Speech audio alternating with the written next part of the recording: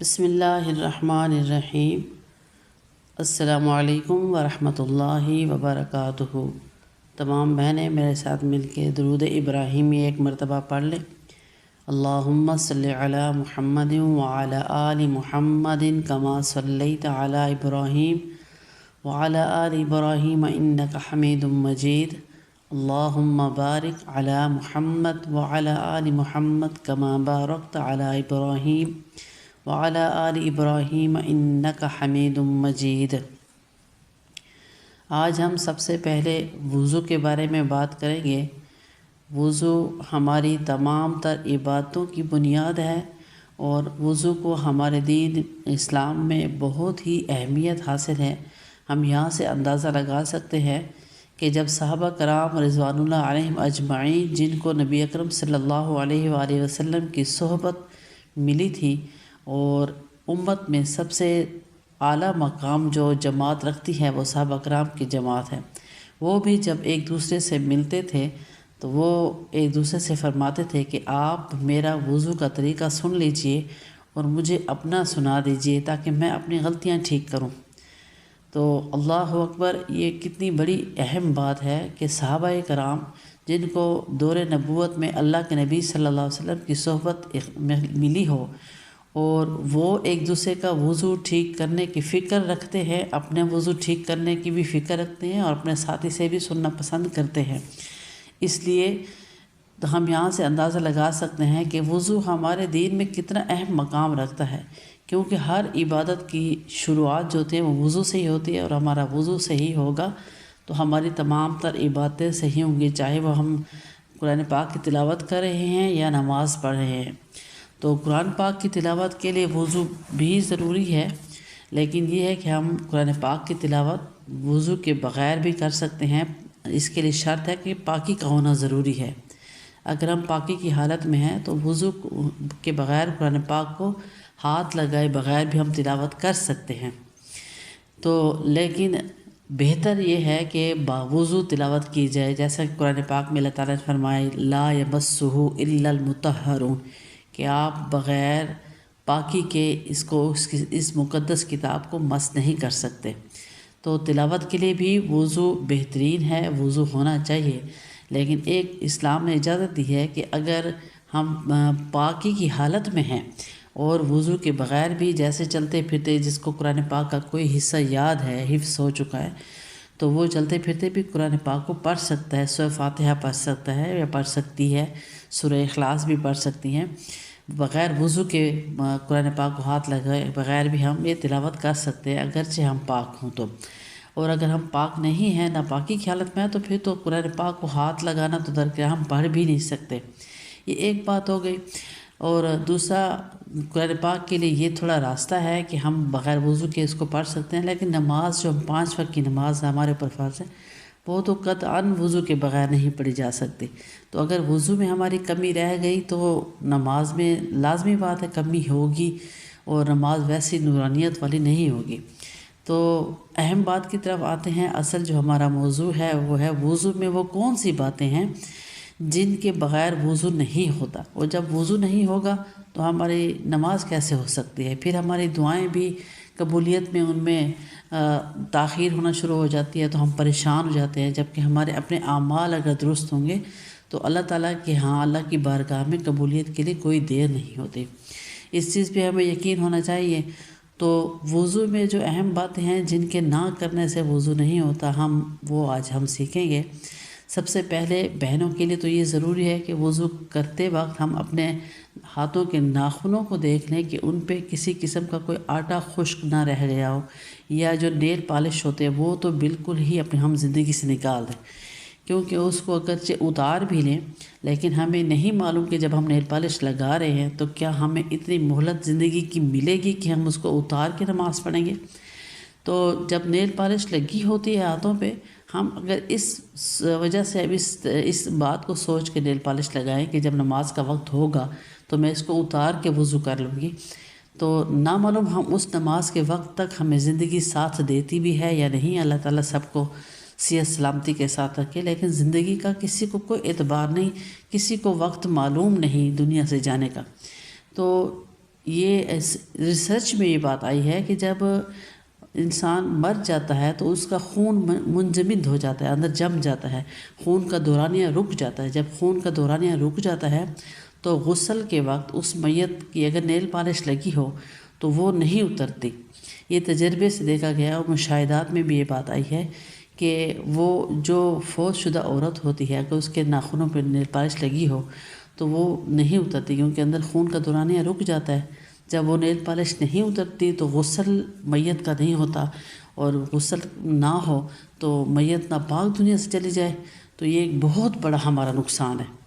اس لیے میں نے یہ نیل پالش کے بارے میں کہہ دیا کہ اس کو تو ہم زندگی سے نکال ہی لیں، کہ ہمیں نہیں معلوم کہ کب ہمارا وقت آ جائے اور یہ ہمارے ہاتھوں پہ لگی رہ جائے اور ہمیں اتارنے کی مہلت ہی نہ ملے۔ تو اس سے ایک سنت ہے ہاتھوں کو رنگنے کے، اللہ کے نبی صلی اللہ علیہ وسلم نے پسند فرمایا کہ عورتیں اپنے ناخنوں کو مہندی سے رنگا کریں۔ تو جس کو بھی یہ پسند ہے کہ ہمارے ناخنوں پہ کلر ہو تو وہ مہندی کا کلر لگا لیں، اللہ بھی خوش، اللہ کے نبی صلی اللہ علیہ وسلم بھی خوش، اور ہمارے کسی عبادات میں نقصان بھی نہیں ہوگا، اور اسی طرح اللہ تعالیٰ سب کو زندگی والی صحت سلامتی والی زندگی دے۔ اگر موت کا وقت ہو بھی گیا تو کوئی ایسا مسئلہ غسل میں بھی نہیں آئے گا۔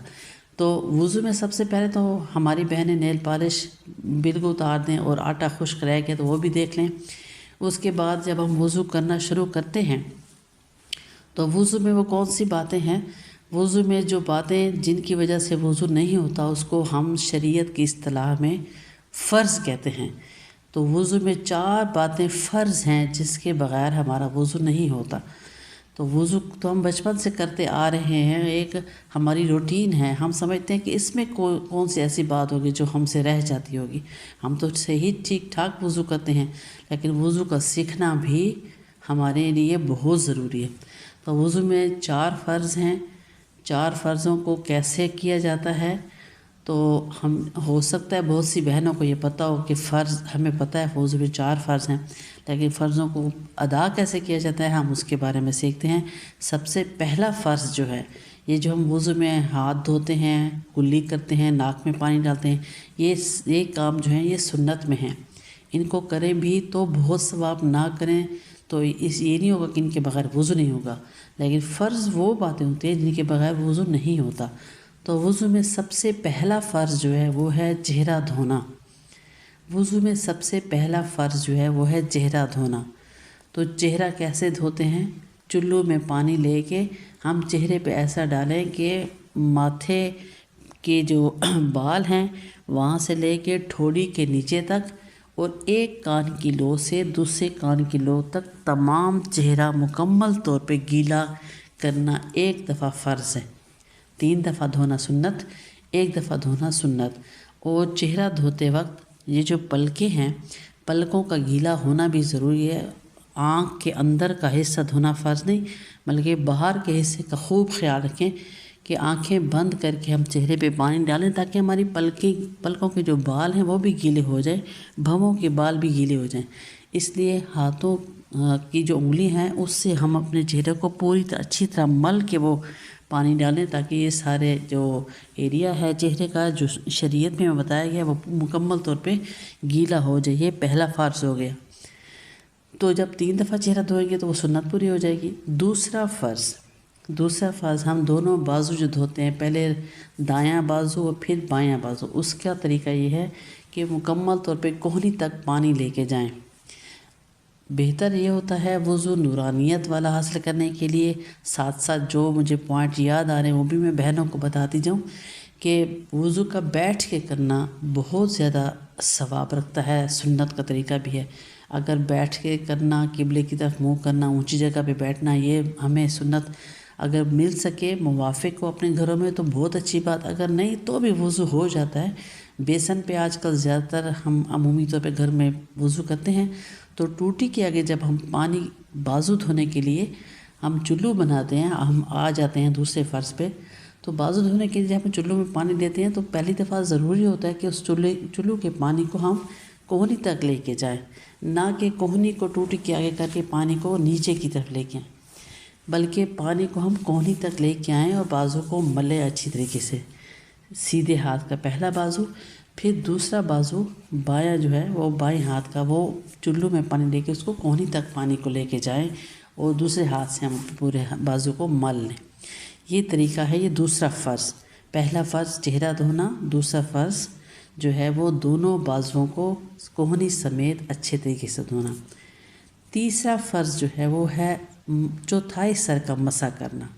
اس بات کو ہم یاد رکھیں، چوتھائی سر کا مسح یعنی ہمارے جو سر ہے اس کو ہم یہ دیکھیں، ہر بہن کا، ہر بھائی کا اللہ تعالیٰ نے اپنی مقدار میں بال رکھے ہوتے ہیں، تو جہاں سے بال شروع ہو رہے ہیں ہم اپنی 4 انگلیاں سیدھے ہاتھ کی ملا کے چھوٹی انگلی کو اپنے بالوں والی جگہ پہ رکھیں جہاں سے بال شروع ہو رہے ہیں، تو جہاں پہ ہماری چوتھی انگلی ہوتی ہے وہ ہمارا چوتھائی سر کا حصہ ہے۔ اس پہ مسح کرنا تو فرض ہے، جب ہم ہاتھ کو آگے چلاتے ہیں پورے سر پہ تو وہ سنت ہے، تو سنت کریں گے تو بھی اچھی بات، نہیں کریں گے تو وضو ہمارا ہو جائے گا، لیکن چوتھائی سر کا گیلا کرنا بہت ضروری ہے۔ اب اس کو کیسے کرنا ہوتا ہے، اس کو ہم ڈیفائن کرتے ہیں، وہ یہ کہ جب ہم ہاتھوں کو گیلا کرتے ہیں تو گیلے ہاتھ جو ہوتے ہیں، مسح کا مطلب ہوتا ہے ٹچ کرنا، وہ ہاتھ ہمارے ڈائریکٹ ہمارے بالوں کو ٹچ ہونے چاہیے۔ اس کے لیے ہم نے تھوڑا سا دوپٹہ ہم نے پہلے سرکا لینا ہے، ہٹا لینا ہے، بھائی ہیں تو وہ ٹوپی ہٹا لیں گے، بہنیں ہیں تو تھوڑا سا دوپٹہ ہٹا لیں گے، تاکہ ہمارے گیلے ہاتھ جو ہیں وہ ہمارے دوپٹے کو ٹچ نہ ہوں بلکہ ڈائریکٹ ہمارے سر کے بالوں کو ہوں۔ اس چیز کا بہت خیال رکھنا ہوتا ہے۔ اور بالوں کو مسح کرتے وقت شہادت کی انگلی دونوں ہاتھوں کی کھڑی کر لیں تو بھی سنت طریقہ، نہ کریں تو مسح ہو جاتا ہے۔ تو جب ہم مسح کریں گے تو یہ یاد رکھیں کہ ہمارے بالوں پہ کسی قسم کا کوئی کلر نہ لگا ہو، اور کلر سے مراد یہ کہ کلر جب ہم کرتے ہیں اور وہ خشک ہو جاتا ہے، اتارے بغیر وضو نہیں ہو سکتا۔ کلر یا مہندی یہ اتارے بغیر ہمارا مسح نہیں ہوگا۔ اس پوائنٹ کو ہم یاد رکھیں، بالوں پہ اگر کلر خشک ہوا ہے اور اس کو ابھی دھویا نہیں ہے، مہندی لگی ہے اس کو ابھی دھویا نہیں ہے، تو ان دونوں کے دھونے سے پہلے، اتارنے سے پہلے ہمارا مسح نہیں ہوگا۔ ہاں، ہم نے سر کو دھو لیا اچھی طریقے سے، کلر لگایا تو کلر دھل گیا ہے، مہندی لگائی تو مہندی بھی دھل گئی، اس کے بعد ہم مسح کریں تو مسح ہوگا۔ تو بہت سی بہنوں کو دیکھا گیا ہے کہ جب وہ مسح کرتی ہیں تو ان کی مہندی اگر لگی ہوئی ہے صبح سے خشک ہو گئی ہے، سر کے دھوئے بغیر مسح کر لیتی ہیں اوپر، تو مسح جو ہوتا ہے وہ گیلے ہاتھوں کو بالوں سے ٹچ کرنا ہے، یہ مسح ہے۔ تو یہ تیسرا ہمارا فرض ہو گیا۔ چوتھا فرض ہے وہ دونوں پاؤں دھونا، جو ہم دھوتے ہی رہتے ہیں، تو یہ چوتھا فرض ہے وضو کا۔ اگر یہ نہ ہوا تو وضو نہیں ہوگا۔ اب اس کو ہم اچھے طریقے سے سمجھتے ہیں کہ پاؤں کیسے دھوتے ہیں۔ پاؤں دھونے کے لیے ہم پہلے سیدھا پاؤں دھوتے ہیں، تو ہمارے بائیں ہاتھ کی چھوٹی انگلی وہ ہم نے انگلیوں کے درمیان چلانی ہے، خلال کرنے کے لیے پاؤں کی انگلیوں کے درمیان چلانی ہے۔ یہ ایک سنت طریقہ ہے، لیکن اس سے یہ احتمال دور ہو جاتا ہے کہ ہمارے پاؤں کے درمیان جو وہ خلال ہے اس کے کرنے سے جگہ خشک نہیں رہی۔ اور حدیث شریف میں آیا کہ ایڑیوں کو مل مل کے دھویا کرو، ورنہ اگر خشک رہے، یہی تو حضرت ابو ہریرہ رضی اللہ عنہ سے یہ حدیث بھی ثابت ہے کہ ایڑیوں کو دھونا بہت ضروری ہے۔ تو ایڑیاں خشک نہ رہیں، پاؤں کو اچھی طریقے سے پہلے سیدھا پاؤں، پھر ہمارا جو الٹا پاؤں یعنی بایاں پاؤں اس کو ہم دھوئیں تو اچھے طریقے سے مل مل کے، جلدی والا کام نہیں ہونا چاہیے جس سے چھینٹیں بھی اچھٹیں اور پانی بھی ضائع ہو اور ہماری کوئی جگہ خشک بھی رہ جائے۔ تو ٹخنے ہیں، ایڑیاں ہیں، انگلیوں کے درمیان کی جگہ ہے، یہ اچھے طریقے سے دھل جائے گی، تو یہ ہمارا چوتھا فرض پورا ہو گیا۔ ان 4 فرضوں کو بڑی ہی احتیاط اور بڑے ہی محتاط طریقے سے ہم نے ادا کرنا ہے۔ جب یہ ہمارا ہو جائے گا تو بعد کی جو سنتیں، وضو کے بعد دوسرا کلمہ پڑھنا اور وضو کے بعد کی دعا پڑھنا، وہ ہمارے ثواب کو دگنا کر دیتے ہیں، ہمارے اس عبادت کو 4 چاند لگا دیتے ہیں۔ تو یہ ہماری عبادت ہے، اس لیے وضو کے درمیان دنیا کی باتیں کرنا بھی ممنوع ہے، اور اس عبادت کو ہم بڑے دھیان اور توجہ کے ساتھ کریں، تاکہ اس کی وجہ سے اور اس وضو جیسی عبادت پر نور ہونے کی وجہ سے ہماری باقی تمام تر عبادات بھی صحیح ادا ہوں اور اللہ کے ہاں مقبول ہوں۔ وما توفیقی الا باللہ علیہ توکلت و الیہ انیب۔